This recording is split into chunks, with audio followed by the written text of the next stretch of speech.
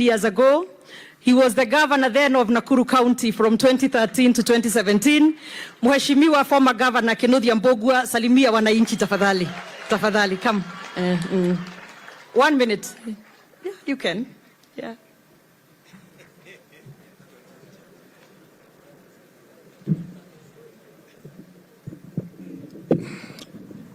Your Excellency, our beloved President of the Republic of Kenya, our beloved Deputy President, the Principal Cabinet Secretary, all the leaders here present, mine is just to say pole to my very special friend, Mheshimiwa Kadabi.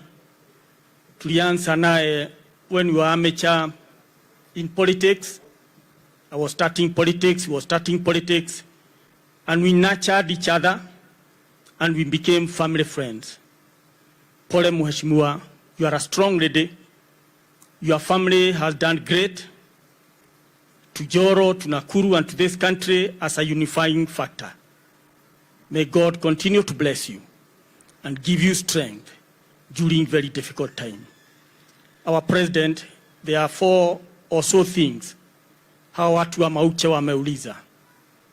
We have been together with these people since I was a junior officer dating back to 1979, and Your Excellency, if you can, which you can, hiyo maneno wameuliza ya maji, ya barabara, hiyo caveat, Your Excellency, wasaidie. May God bless you all.